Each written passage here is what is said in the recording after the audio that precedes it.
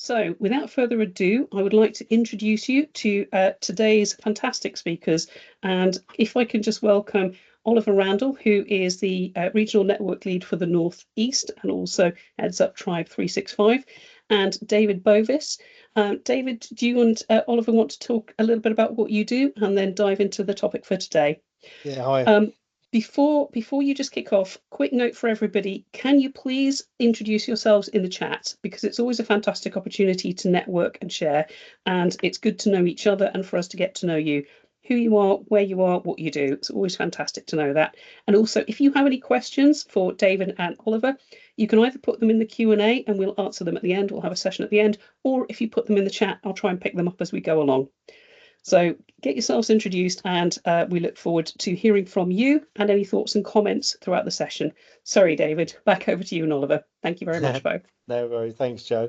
And as you'll see on the screen, I had a Teams problem a second ago, so I'm now my wife, Stephanie Bovis, so don't be fooled. It's not any interesting habits I've got to go under different names.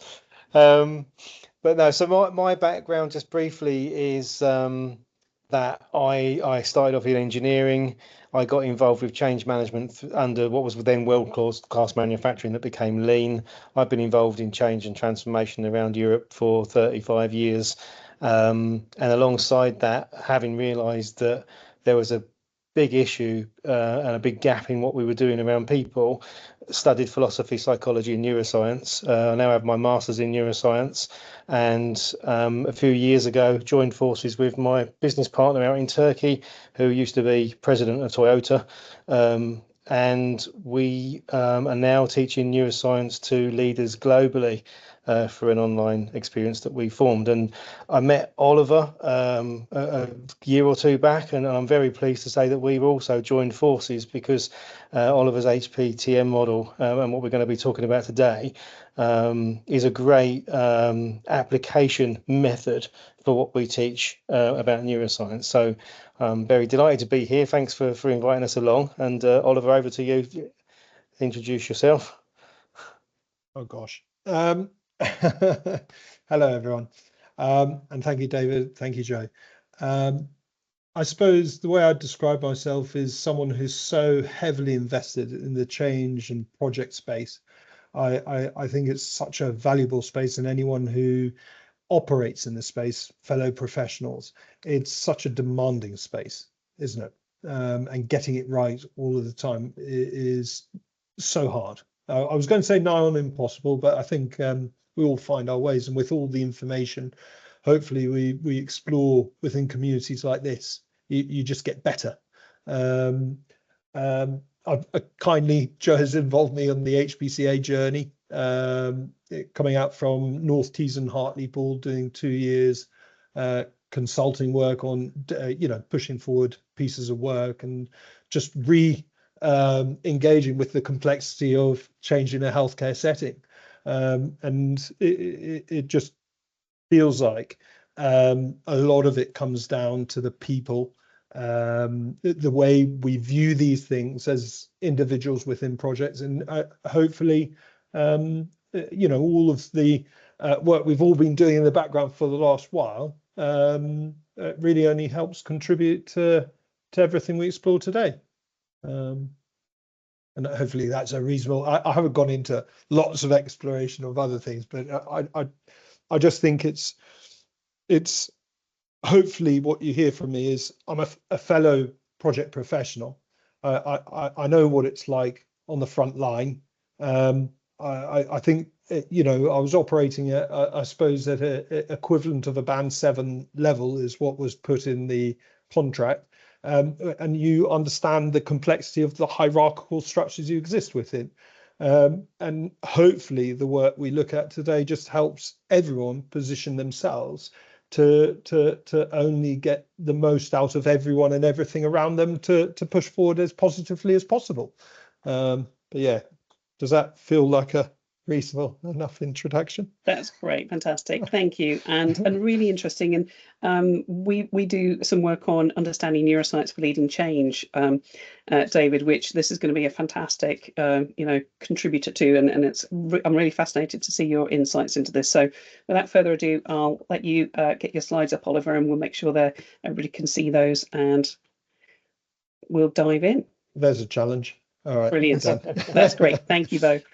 I think, Ollie, can I offer just a quick summary as a sort of a segue into before you move to the first slide? I think to everybody on the call, I think what we've seen and what I feel, having been in this change space in various different sectors for many, many years, is that everybody is, sick to the back teeth of the transactional, cold clinical approach to executing tasks, and people are looking to connect. And there seems to be this real recognition that if we don't get the people bit right, that we're not really going to get the best possible outcomes. And what in a conversation that Ollie and I have had over the weeks leading up to this point is that it's great to know what to do. And unfortunately, with a lot of what's out there in the market, that can be quite a confused space, right? And what we're introduced to is always narrow in its, by nature. And some of it works for us and some of it doesn't. And what we're seeing now is that Ollie's got this fantastic way of doing, of identifying what we can do to really improve how we can function on a day-to-day basis in this challenging environment of work, whichever sector you may be in, but particularly in healthcare, I'm sure. And we also recognise that human brains need a reason why. And so if you understand the neuroscience, if we can find a way to massively accelerate the awareness of neuroscience and people understand why human brains work the way they do and how they work the way they do, then we can better understand how to apply that. And that's where Ollie's model comes in. So I think that kind of reflects some of the conversations we've had, doesn't it, Oliver? Absolutely, David. And the only thing I'd take further is the importance, because you talk about diversity, inclusion, equity. Really, where this boils down to is that if you're ever to engage in any environment, if you're not tapping into everyone and everything around you, how can you possibly say you've delivered the best you could? And I think, through David's work and the neuroscience, you get a feeling of the immensity of a brain. And the marvel of just the capability in there, and everyone on this call will have that, because I think one of the earliest lessons you went into, David, was I don't know if it's 99.999% of our brains are exactly identical, no matter where we've come from. As a vehicle, they're all the same. Is that right? I wouldn't put a percentage on it, Ollie, but I think I think we could say that we've all got two hemispheres, a corpus callosum joining them, a pituitary gland, a hypothalamus, the amygdala, hippocampus. There are all these things that we have as a brain that make us all very much the same. And it seemed fascinating you mentioned DEI there, mate, because I think for me, what we've recognised over the last 2 or 3 years of applying this in practice with leadership teams globally is that a lot of the language we employ, which the brain relies on very heavily to process the world and assess the world, is focused on difference. So we will talk about rich, poor, old, young, black, white, male, female, fat, thin, tall, short. There's so much that naturally occurs in language that drives us apart, that makes us look at each other as if we're different, and therefore that requires defense mechanisms to defend against something different. What we're seeing is when people start to really understand that so much of what we experience on a human level, that imposter syndrome, the gut churning fear when we get something wrong and think we're going to get caught out, that is so much the same for all of us because of these mechanisms in the brain. And when you start to see that, you realize that you don't, as a boss, as a leader, as anybody with any kind of authority or responsibility, your job is to support everybody else, is to be in community, to connect, and not to punish, control, make feel guilty, and all these mechanisms we've got in society that undermine the capacity for other brains to function at their best. So it's about creating those conditions, isn't it? Recognizing our similarities and trying to move past this, unfortunately sort of institutionalized approach to difference that we have in our language register. Yeah, yeah, and just before we kick off, the simplicity of this, hopefully, own your autonomy, is recognizing we're all human, we've all got brains. There's a tremendous amount of, let's say, pre-configuration in all of us that will, result in chemicals that make us feel a certain way, and then potentially act in a certain way. And it's starting to take control of that space with a deliberate intention of creating better outcomes. And that's what you'll see on the next slide. This is all about better outcomes.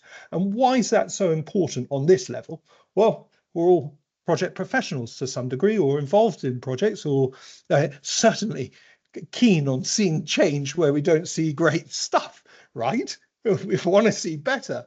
Now, how can we position ourselves as individuals, almost safeguarded from everything around us, so we can keep on operating and seeing things in the best possible way, so we can operate as fluidly as possible? And hopefully that's what you'll get from today, is just that understanding of, well, actually, we're in control of how we view things. We're not necessarily in control of how we feel at times, but we're in control of what we do next, right? And hopefully this small exploration just allows you, because it's only 42 minutes to try and bring about as much, I suppose, understanding and hopefully simplicity of application moving forwards. So we'll try and do that. And worst case scenario, there's a web page around Own Your Autonomy, which we can share the link to. HPCA, Joe, myself are working there amongst many others, so you can reach out. Just hopefully treat this as a beginning of a journey rather than the beginning and end. Is that all right? Does that sound all right, David? It does, mate. Yeah, Stephanie? I think we've said we need to, this is an introduction to 20 years of analysis and science and study for me, 20, 30 years. And this is the summary. We're starting at the other end of the scale. It's like what's the old Einstein saying? Everything should be made as simple as possible, but not simpler. So we've made, these two different models that we're bringing together simple. And so it will be a higher level overview, won't it, mate? But there's a lot more to it, and it's backed up by the science is the key point. And I did see a message flash up, will this help with an SRO and I didn't see the rest of it, but yeah, hopefully you'll get something practical out of this as well. But if there are particular challenges, like Ollie said, reach out and we'd be happy to have a chat one-to-one if there's anything in particular you're facing that we can help with. Brilliant. So as suggested previously, better outcomes, managing yourself, as an individual, whatever level you are within, let's say, the change and project space, to manage yourself in a way that you can be assured you'll deliver as good outcome as you can, and constantly improve on that. And that's hopefully what this is all about. Own your autonomy. Okay. Now, where does it all start? And David, I'll quickly revert. Well, I won't quickly revert. What I'll do is a light where I am, but where I think this all starts is understanding a little about your brain, so that you can understand why at times it might be so complex to almost keep a cool head on things, right? Yeah, absolutely. And again, I think we've got BTFA up there, made a huge assumption that anybody might know what that is. This is my simple model that's the culmination of decades of study and experience, but it stands for believe, think, feel, act. Okay, and it's a cycle that's not only in that format. The T and the F can swap around because we know that there are different stimulus that trigger things in different order, and also it works the other way around, AFTB. So what it means, broadly speaking, is that, you know, we've got wiring, which is neurons, and I'm guessing the people on the call will recognize those words. And I haven't got to go too far back in explanation. But the firing of that wiring, when these neurons reach action potential, is what happens when we think, and determined whatever we do with those words in our head, that self-talk, whatever you want to call it, but the depolarization of cell bodies is what it really boils down to. And this is what I mean about a shift in language. If we just go a little bit more technically, we can be very much more accurate in our meaning. So we've got thinking that is firing of wiring, which is neurons, and obviously there's a chemical component to that, which we know as neurotransmitters across synaptic gaps. So there's an emotional aspect to that. And it will be determined by the thoughts we have, right? So we quite often set ourselves up for our emotional response because of the way we've been thinking about something. So that obviously as an outcome of that, and anything we do, any behavior we have, any action we take, any decision we make, or any words we use outwardly has to be the output of that brain function. So if we want to look at behaviors, and historically we've looked at project management as if, oh wow, there's this new revelation, you know, we're not going to talk about process anymore, we're going to talk about people, and we're going to look at behaviors. Well, actually, if we do the root cause bit, we can look at what's the root cause of behaviors, and it's brain function. So if we're going to do anything differently, we have to understand at least the basics of brain function, and BTFA helps us to remember what that looks like. But boiling it all down and sort of just moving on, we're designed to survive efficiently, which means there's a glucose energy consumption issue involved in that thinking pattern. And once we start considering all of those things, which I'm not going to go into any detail today about, we can start to reverse engineer back from that working knowledge of neuroscience with the view that we will try and create the conditions, the environment in which brains can perform at their best. So, you know, with that as our purpose, and we can then look at, well, what do we do? And that's where Ollie's model comes in, which makes it, you know, very easy to apply. But I feel, without the knowledge of the neuroscience, sometimes the reasons why we would do some of the things Ollie advocates might not be so clear. And if there's a belief component in my model, there's a belief component in Ollie's model, and what we know from, you know, years of psychology and that arena is that if we don't genuinely believe in something and we feel like we're having to do it because of, then that's going to create cognitive dissonance, and we're going to feel stressed by it anyway, which is increased cortisol, which can do all sorts of nasty things to brains. So, you know, we start to see how these things loop around and link together. But that's probably enough, Ollie, isn't it? I mean, what we're trying to say here is the brain's designed to survive efficiently. We've looked into this for decades, and from our experience, the more people know about it, the better job they do. Well, yeah, David, and I think the only summary I'd give around this is, look, the brain is an immense vehicle for so much awesomeness, and it's built for survival. It's backed up with, I'm trying to be PC here. I was going to say something quite flippant, but a lot of work in the neuroscience space with David Levent, in ducks in a row. There's a huge science that sits back, and hopefully with people who are more, let's say, positioned to sort of pull things apart, the science part will just allow you to go, oh, okay, what we're about to see is backed up by science. And there's someone like David here who really has been looking at the ins and outs of this for so long. He bumped into someone like me who's a bit more task, do and deliver motivated, that had already been looking at how do we get teams into the right space, I suppose, aligned to deliver what we need to. Hopefully that's given people okay, there is some great stuff in here. Obviously, if you want to explore more, reach out to David. There's a lot that sits underneath this. It's not as simple as, okay, here's your slide and it's done, but hopefully it's given you a flavour. Is that fair, David?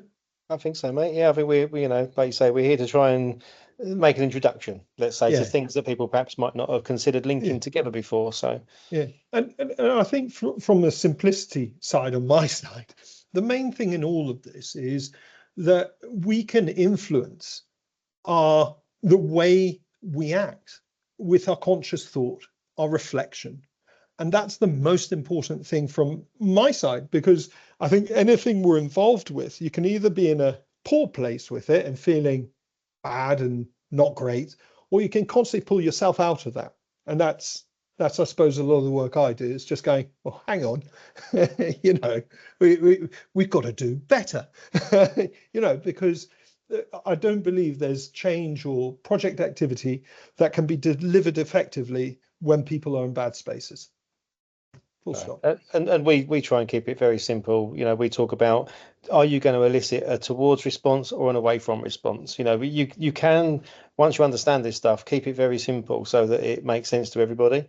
And I think that's where your model's beautiful, Ollie, because it allows that, you know, thinking framework to be able to do something in practically, doesn't it? So, well, I hope so. And yeah, the next slide hopefully tees it up. And I am conscious of time, and we've said we will be as militant as we can be at getting through the content. And yeah, I believe we've still got 20 odd minutes, barring some questions, etc., that we should be able to get through this. I've just spotted something already, David, and you're going to hate me for it. Yes, I don't know how that's happened. So yesterday, David and I were chatting and updating the slides, and they're not ideal titles at rest. It's not really that. Please don't pay attention. BTFA is all about, you know, that is your base position for everything. It's always going on. Could I say it's the mechanism of being human, right? If you want to explain what it means to be human, it's about brain function, and that's what we're saying. It's the foundation, isn't it? We were playing with words, and that rest shouldn't be there. That's all. I'm literally going to try and quickly see if I can sort this out in an instant. Don't worry, Ollie. Well, give me 2 seconds, because I think you guys you do want to see what this should look like. So give me 2 seconds to see if I've got the updated version. I don't know why I haven't. Sorry. It's the old Carl von Clausewitz phrase: every battle plan or no battle plan survives its first encounter with the enemy. Right? Well, this is very funny. I've got it. There we go. That's it. All right. Okay. Yeah. So teeing this up and removing those visions you had just a second ago. Really, what you're looking at is, you know, you've got the neuroscience of brains, right? And that is where it is, BTFA, and then everything that sits within that, which is a journey. Then you've got the space of, okay, how do I apply this? You know, I'm doing something. What do I need to consider? And yeah, the work I've been doing and HPTM and what that means is that basically, whenever you're doing something, you've got 5 relationships, you know, to manage, because ultimately they're already relationships that are at play. With anything you're doing, you've got a relationship with why you're doing it, whether you like it or not. That's at play, and it's either something you're way up here and you buy into it and you're very aware of that, or you're not, and you're sort of like, oh, I'm being dragged along for the ride. Okay, that's always at play, whether you like it or not. Does that sound okay? I know we're not in a room, but that hopefully makes sense. It's always at play, right, David? It is. A good example is you might now be preoccupied with wondering what HPTM stands for, because it doesn't map to the letters on the boxes, right? So, Oliver, high performing team members. It was a program we put together a while back. For a bit of assurance, it's not just we're deploying that at the moment with some very high level sports teams, which is great. So South Africa rugby, if anyone watches rugby, we're doing a lot of work over there, but it just simplifies that focus. So you know, you've always got a relationship with whether you're doing something, you know, how much you buy into it. Then you've got a relationship with the structure again, and your brain will be, you know, doing everything you've seen on the previous slide, dismissing, you know, potentially the evolution of the structure, or rejecting it and saying, hey, this doesn't match with the way I see the world now. That'll always be going on, and it's either the structure within the activity you're doing is, oh yes, I love it and I'm on board with it, or it's hate it, it's bad, whatever that looks like. Fair enough. David, do you think that anything to add on that one? Yeah, I want to just, for the audience's benefit, clarify why I called out HPTM, because if you think about it, everyone, you're in a relationship with this call right now. Using this word relationship in Ollie's sense of the word, you would have been, your brain would have been processing the input. The input was coming from Oliver, it was coming from the structure, it's coming from that HPTM. Now, if you were distracted by that, which was my point, that's a great example of you being in relationship with the world, and it distracting you from perhaps being able to listen to Oliver because your brain's distracted by something else. So that was what I was trying to get at with that. Beautiful. Yeah, and with everything that's clearly within our brains and our ability to focus on so many different things all at the same time, hopefully what this brings is that almost linear understanding of, well, look, if you're not positioning things up here and you're not sort of engaging with things up here, well, then guess what? The other things that are slightly interesting or figure a bit more in here, well, guess what? You'll be distracted. But that, I suppose we'll explore that more in a bit. This is just about 5 relationships that you've constantly got going on, whether you like it or not.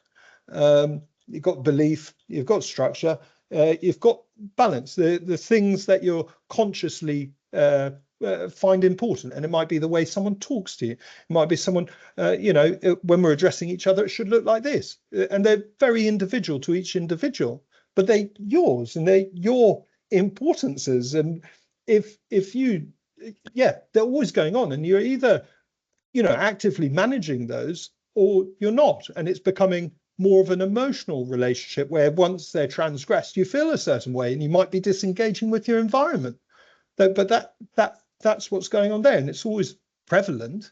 And then, the honesty space, which is effectively a catch-all for all the emotions, the thoughts, the feelings you've got going on. The moment they appear, are you managing them, or are you almost suppressing them to some degree? They're always going on. You can't change that. But then, depending on how you manage that space, you'll either be still very much on point, or you'll be someone who's sort of slightly disengaging because, things distract us, things occur to us. It's always going to happen. Ollie, I'll just jump in. I wonder if it might help if we give some examples for each box or something. Okay. So, guys, belief, right? Do you believe that pineapple on pizza should never exist, or is it the best thing since sliced bread? Right? There we go. Some people like pineapple on pizza. I do too. Right? So, but that could be a polarizing thing, right? So depending on I love the face. So if we've got a belief about something, even something quite inert, like, what's good food, it can drive wedges between people. So there's one, just a very simple example of belief. Look, what about structure, right? Who's ever heard of PDCA or DMAIC or any kind of model that we might apply when we're doing PDCA, some kind of project management? PDCA is Plan, Do, Check, Act. I know it may not be, but people will have probably either seen Plan, Do, Check, or they'll go for the full Plan, Do, Check, Act. If you've done lean, you would have heard that about that structure, right? If you've done and Plan, Do, Study, Act, thanks for the call out, Lynn. Yeah. Obviously, Deming advocated for study, and the Americans still stick with that, and we changed it to check in the other parts of the world. But even structure on how you load the dishwasher. How many people have had an argument with their other half about the right way to load the dishwasher, right? So our brains are pattern-seeking mechanisms. So we're always looking for ways to do things that we believe to be right, that link into structure. And in terms of stress and the balance box, rather, we could think about stress, and what good food looks like, linking back to pizza, or how much sleep we should get. We've got these beliefs in these things as well. And how much time pressure is good for people or not, so I think if we you think about it practically, just think about life in general. These boxes make so much sense in terms of what can we challenge ourselves about in terms of the assumptions our wiring, firing patterns in our brain have already made, and therefore is that conducive to achieving our first slide, better outcomes, right? Yeah. So and that's this why this becomes a brilliant thinking framework. Well, yeah, and you know, going completely off piste, or not entirely, but certainly into my own personal life. I think that balance one where you start is one of the ones that almost has stronger links in a way, because you've almost made that consideration in yourself. And one that I've told you before about, David, was I used to think 15 minutes on an Xbox playing FIFA was a very reasonable consideration on a daily basis. You know, I'll put in a lot of work with wife, kids, work and everything. Why can't I have 15 minutes? So I'd sort of sneak it in places. But the real trauma came when I wasn't able to. Everyone felt, oh, you know, their thing was more important than mine. I wouldn't talk about it very well, manage it. I'd just sort of react very poorly if people interfered with it, came and disturbed me, asked me for help over here. And, you know, we're immense, or our brains are such vast systems of just pre-configuration, aren't we, of those things we experience in life, and it just forms imprints on the way we see things.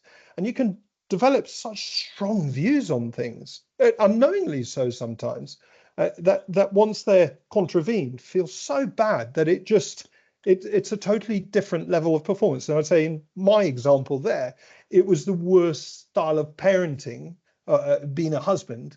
You sort of get snippets of where I'm just like, go away, leave me alone. I just want 15 minutes to myself.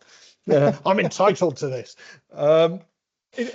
Between you and me, it's disappeared now. I don't even feel that. It's another thing I remove from my environment of what's important to me, because I know everyone I come into contact with has their own priorities. And if I bring my own priorities into that space, potentially it doesn't work so well.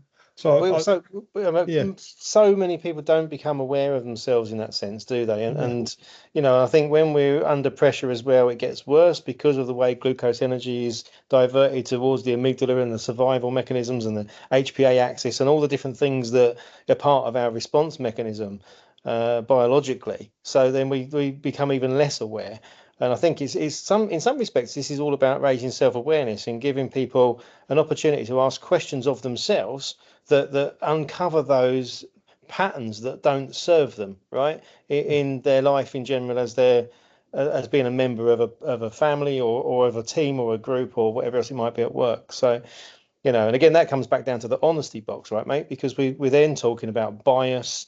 We're talking about filtering and framing and all those kind of things. And what you've just described is framing the situation, isn't it? And it's about, you know, your beliefs, going back to the belief box of what good looks like for you.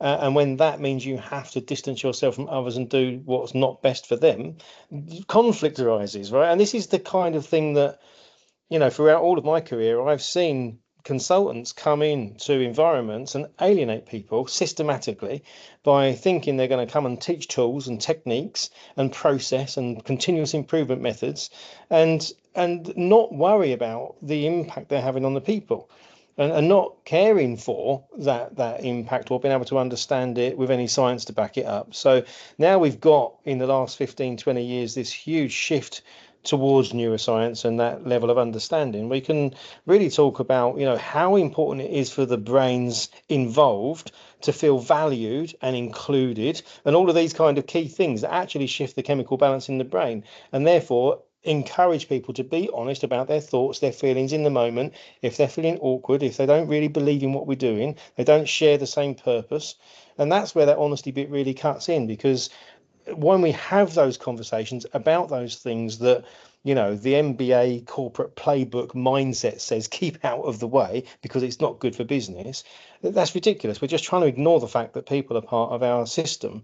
And now we can understand that people part much more clearly. And this is all about bringing that out, bringing it to the fore, and finding practical ways to do more with it, isn't it? Yeah. No, absolutely, David. And I suppose just thinking of time, we've got 20 minutes left, but I'd call that 10. We just so With some there is a Q&A, little, yeah? yeah. Yeah, definitely.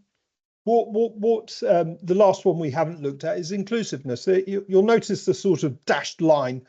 Really, if you were in a shed, you could probably get by with only focusing on those 4, right? You're in your own space.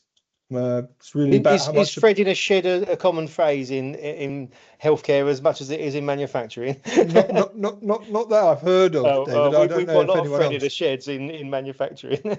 Yeah. But ultimately, you can operate in such a confined space where you can almost dismiss everything and everyone around you and just go, oh, okay, I'm just going to hide.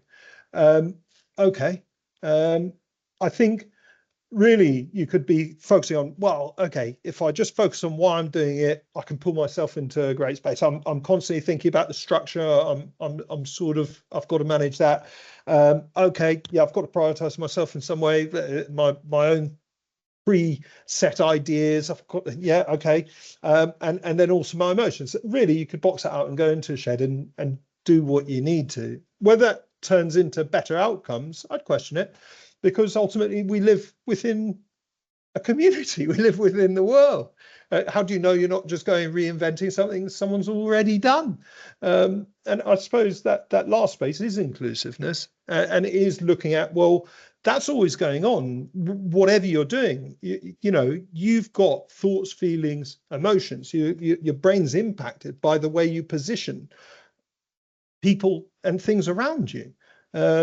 So those are the 5 relationships you'll have going on in whatever you're doing, whether you like it or not.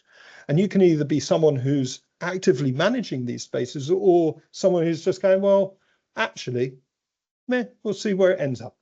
Okay. Inclusiveness, Ollie, is a good wraparound, isn't it? And when you think about leadership, because, you know, then you get a chance to ask, so, have we given people an opportunity to be honest, and am I being honest with myself and everybody else? Does everybody feel balanced in the approach that we're going to take? Does everybody understand the intent of the structure and why we follow these rules, or they understand them or not? Do they believe in them? You know, and what overarching beliefs do people have about this being a good objective or a good outcome objective or process or anything else? You know, and then we take that step back into BTFA and think, well, what's the BTF behind the actions we're seeing in the people? And that's how it all kind of links together. I like that, showing inclusiveness as the wraparound, because that's your trigger to say, how inclusive have I been with brains in mind, right?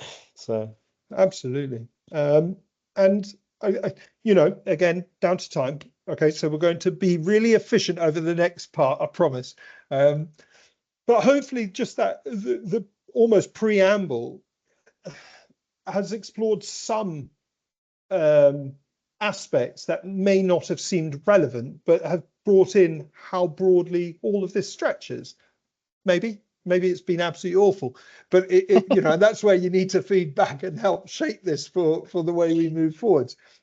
Really, hopefully you can all agree, okay, yeah, there are 5 relationships we'll always have going on. But what's the threat if we don't manage these spaces? Okay. And that's what we're dealing with here. It's like, okay, we don't believe in what we're doing. What's that look like? We don't believe we can prioritize ourselves. So that start to look and feel like? You've got kids to pick up, and you're sort of finding ways of juggling work and not feeling like you just go, well, actually, I've got to pick up my kids at 4. I'm out. You know, what does it start to look like when you can't do these things? Not seeing everyone and everything positively. What's it feel like when you're starting to see line managers, SROs, as threats, as people who aren't positively supporting your journey? What's that feel like? Oliver, yeah. I know we're tight on time, but let me just chip in. Right, to do a terrible job and oversimplify this massively. Think about all those things as in terms of a source of stress. Right now, let's be more specific about what we mean by stress. We mean accelerated levels of cortisol on a chronic basis, right? So enough triggers in our world to keep the cortisol being released that keeps us on high alert and does all those things cortisol does around the system. Now, we all know that high stress levels lead to heart disease because it kills cells, right? High levels of cortisol is not good for us. But there's another really interesting thing here. We're quite often in the change space looking for people to change, right? But cortisol also damages a substance in our brains called brain-derived neurotrophic factor, which is essential for neurogenesis, the growth and development of new neurons, right? And learning and knowing anything requires a neural representation. So changing what we know and moving to doing something differently requires that neural network updates and adapts. Now, if you haven't got BDNF present because the cortisol's killed it, you can't affect neurogenesis so quickly, which means you can't change. So we're actually, if we create environments where people are stressed, we actually inhibit the outcome objective we say we're there for, which is to lead change. So, you know, a little bit of neuroscience suddenly makes us go, oh, hang on a minute, we're shooting ourselves in the foot here. You know, Shakespearean terms would be hoisted by our own petard, right? Blown up by our own bomb. we do things that undermine us and we don't know we're doing it. And this is why the neuroscience becomes important. But that kind of explains why these things can be a threat to better outcomes, going back to our original slide. And for someone like me, David, the simplicity is you feel bad. Everything David has just suggested there is going on. So likelihood of change, almost zero. dig your heels in, right? If you feel defensive because you're stressed because somebody's a threat, your defense mechanisms make you dig your heels in, not change. So, you know, it's really counterproductive, this stuff. And hopefully you've got an idea of the 5 almost relationships to manage that you're like, okay, I can see that's always going on. I've seen the brain science. I know things are constantly evolving and we're reassessing, and we need to be thinking about these things. And if all this is going on and I'm not managing it, well, the likelihood of positive stuff happening is almost next to zero. What do we need to do? You know, and hopefully that's the journey we're going on. I know it's quite a complex space to really bring in, explore as a group in an hour and get all the relationships right. And, you know, it is difficult, but hopefully we'll find some degree of balance here. Now, this slide is just, okay, how do we start addressing this? And I'd absolutely frame this as individuals, project professionals, you know, not thinking about others and their impact on you. It's pull it away to just yourself, because there are too many variables when you go broader than that, aren't there? Really allowing it to be wider than oneself. What can you do as an individual just to reframe things? And the first thing is just stepping away a bit and sort of thinking. You know, do you believe in what you're doing? What's that look like? Are you prioritizing yourself? Are you seeing everyone and everything absolutely positively and thinking, how can I build forwards with them? Are you embracing all structure and helping it evolve? You know, really valuing all structure and saying, it's where it's meant to be or where it could only be for the moment. And how do I help it improve? Are you offloading the moment things occur? Sort of going, actually, these emotions, feelings, ideas, so important. Result of this, I need to be exploring that. Are you doing all of those things? And the likelihood is probably not. You know, as Brits, I don't remember us all going down journeys going, yes, I absolutely believe in this and this is the most important. Historically, it's probably just, you know, chin up, let's crack on. Stiff upper lip. Yeah, chop chop. And to some degree that served us well. But I'd say, you know, with all the breadth of information out there, the challenges we all see, the other opportunities and everything going on, this connection within belief is just becoming, you know, you can't argue it.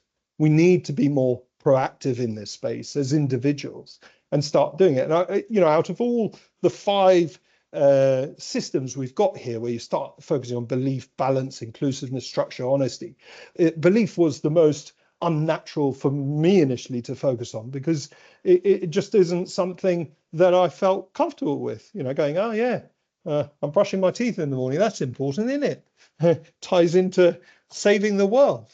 But when you dig down into it, actually, you can make it quite natural over some time. You start thinking, well, if I'm not going out there, confident that because if I don't brush my teeth, what will happen? People might be smelling my breath and they'll think, oh God, what a stinky bloke, unhygienic, and that might go off in my brain somewhere. But if I am brushing my teeth, I go out with that added confidence.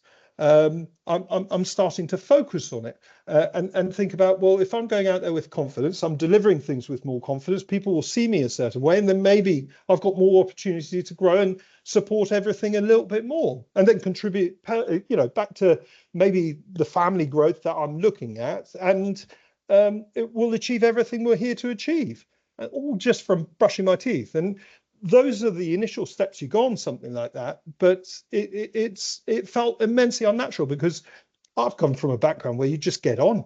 Focusing on that and understanding why we're doing something unnatural, but hopefully the rest you can almost sort of see, there are journeys like that going on. There are narratives within our organizations where we are meant to be prioritizing ourselves. There is a general narrative that we're meant to look at each other positively and build forwards, right? We are meant to be observing and noting things as we see stuff. But how much do we all buy into those systems? That's another thing entirely. You can see down the right where we'd want to aim for. And I'm being a bit more dictatorial here, sorry, it's just because I know the time's there. But hopefully you can see where we aim for down the right, and just off what I've said there, hopefully that starts to frame a little bit of that. And hopefully you can recognize that if you get to those spaces, I can only speak from experience, you do feel far more of your journey and far more better positioned to almost engage with everything around you and not be blindsided by, the impact of other things on you. You're constantly going, well, actually, okay, all of that's happened because of everything that's gone before. Tying into David's work, BTFA, the result of, all brain activity is everything we see around us, right? That was a lot of me talking. I'm sorry. Is there anything to take this? Bearing in mind time, 53, 7 minutes left. Any questions that are popping up? I was just looking, as you've been talking, Ollie, I've been looking at the thread and seeing what people are saying. It's about, the complexity of the different stress triggers. Yeah, and this is why I'll come back briefly to language and just perhaps the idea that one of the biggest changes we need to make in the space of change in business in general is the language register. Just to make it a little bit more specific and scientific and factual, because what we can say, we can talk generically. I've just put a note in there saying that we've got 40 different stress triggers that we list in our survive module that are common to every workplace. But it helps. And then the next question from Joe, I think, was, do we find ways of coping with those things? And the answer is yes, because if we understand that any inbound sensory stimulus, and this is the change in language that comes in through our eyes or our ears, is going to be processed by the brain through things called hierarchical temporal memory and other sorts of algorithm type processes that the brain jumps through hoops with, then it's understanding what the brain's doing that allows you to go, hang on a minute. And Ollie, we cover metacognition, and a great model from a guy called Albert Ellis from 1953 called REBT, Rational Emotive Behavioral Therapy. And we put the neuroscience behind that to help people understand why it works. So yeah, I think it's always about, for me, we change culture when we change language and we change beliefs. And I think in the comments somebody's also said belief is the strongest autonomy factor. And I think you're right. We talk about alignment, we talk about all these different things. It means are people's brains wiring and firing in similar ways about things that matter, that change outcomes, right? And Ollie's framework, asking these questions about belief, balance, inclusiveness, structure, and honesty, gives us a great way to tap into some of those key things that make a big difference to how people are feeling. You know, our tagline these days is make life better, right? We're trying to find ways where we can improve the quality of life with the advanced knowledge we've got now from, you know, all the fantastic neuroscientists out there that have done all their studies and give us this capacity to understand ourselves more. And last point for me, Ollie, is, you know, you go all the way back to ancient wisdom and the inscription on the doors of the Temple Apollo in ancient Greece in Delphi, and it was know thyself, right? I mean, the culmination of all Greek wisdom was know yourself, and I think all this kind of work gives us a great opportunity to do a better job of that. Yeah, yeah. There's nothing to add to that, David or Stephanie. No smile on the Stephanie part. But absolutely, the only thing I suppose I'd add to any of this is, yeah, I've seen the comments around honesty, and I think the important thing in all of us, as you say, is coming back to that belief, because ultimately that's the main configuration within everything, isn't it?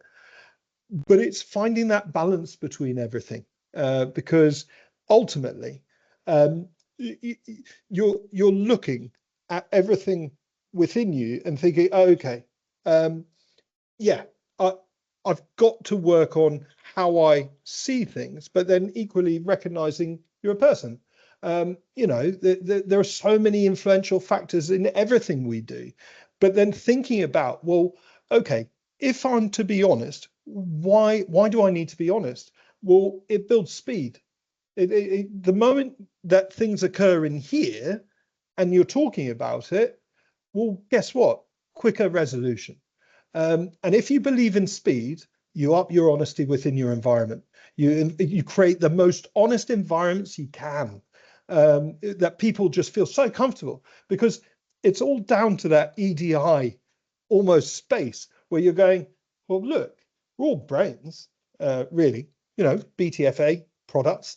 Why would we do anything other than just go, wow, whatever you're doing is a product of, you know, the size of what goes on in there, and it's a supercomputer. So let's respect that and just go, well, where do we need to go next? Because that's the only way we can honestly say we get to better spaces, isn't it? And if you've got that constant respect and inclusiveness, and then you're constantly going, well, if we want to move faster, we're just embracing that and creating environments where we can be honest, well, then surely that's going to lead to better outcomes, right? Absolutely, and that's great. And a really good moment to pause on, I think. There's some really thought-provoking content there, and I know this is really just a teaser session, and we will send out the slides, and there is a table in there. I love the gnomes, by the way, and that will come out, so you get to reflect on what was talked about, look at examples, reflect on how you respond to it in your space, and then how you can maybe apply some of that thinking. If you're interested in hearing more about the subject, I think this is just the tip of the iceberg of something really critical around the neuroscience and change and project delivery that we are looking to do. So if you want to learn more, please do put in the feedback form. I've put the link in the chat. Do let us know, and we will look to do something maybe a bit bigger on this topic so we can get more in depth into it. So thank you both. It's been a fantastic insight and hopefully really tested people's thinking about this and got them sparked on the topic. So we'd love to have you back to maybe do more on it if you'd be up for that. And thank you everybody for joining us today. Do look at the other events that we've got on the website, but do please fill in the feedback form, because that will tell us whether or not you want us to do more on this and other topics as well. Thank you, David. Thank you, Oliver. Great session. Thank you, everybody. Have a great rest of the day.